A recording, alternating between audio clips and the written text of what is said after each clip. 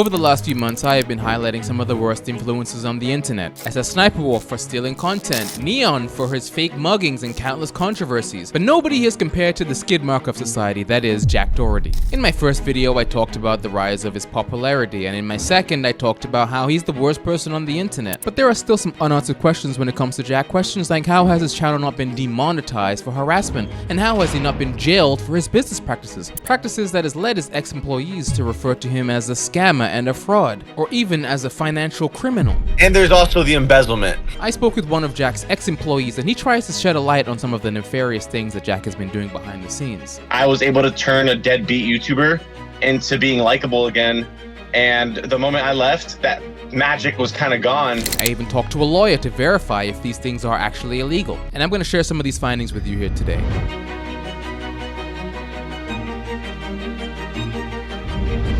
Welcome back to The Asher Show, a show where I like to look into the devious underbelly of YouTube criminals, and today we're talking about Jack Doherty.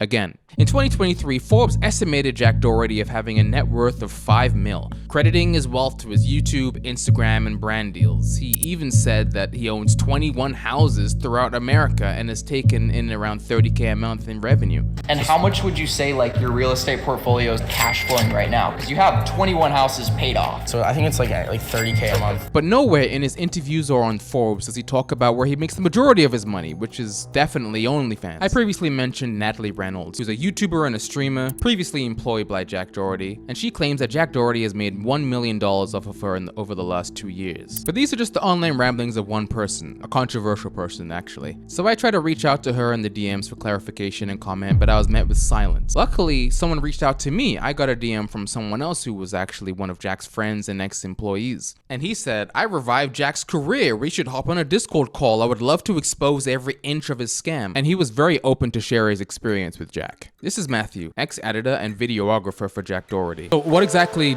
do you do? Start to finish, I come with ideation of the content all the way to the last revisions and posting. Okay. I have a very critical eye to things. Matthew used to work for Mr. Beast in 2017. After that, he moved into the Team 10 house for 6 months to work with Jake Paul. He even worked with Just Mako and Jessa. Matthew said while he was working with Jessa, Jack Doherty reached out to him and poached him to help elevate his YouTube videos. He paid me $100,000 up front with no contract to kind of leave Jesser and then go and basically revive his career, and that's exactly what I did. Excuse me, however many subs you have on OnlyFans, that's your budget, and I'll buy whatever you want. So I brushed on Jack Doherty's OnlyFans business in my previous video. He recruits girls to join his team, and in return, they live in his house, and he promotes them on his streams and collabs with them in videos. And Matthew was the man behind the camera for a lot of the promo. What did you do for OnlyFans? He would do kiss or slaps and all that stuff. He'd have the girls go to the beach. We would also do other videos that would have a sexual innuendo to want to go to the OnlyFans. I honestly really hated all this stuff. I always told Jack that I hated this stuff.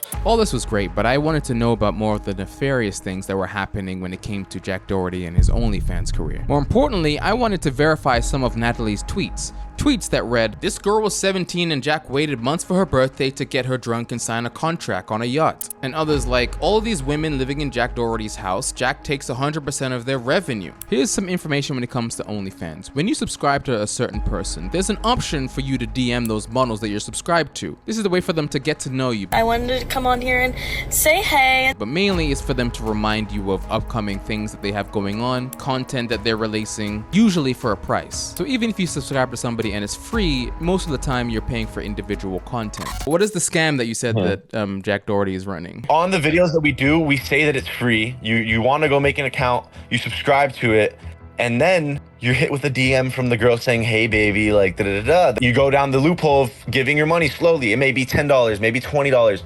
Slowly but surely it gets to these crazy numbers where the first, second, third-ish month, I had Jack and Logan 70 something K, over 100K in a single day. They've made so much fucking money. I was actually shocked that when I asked from Instagram DMs.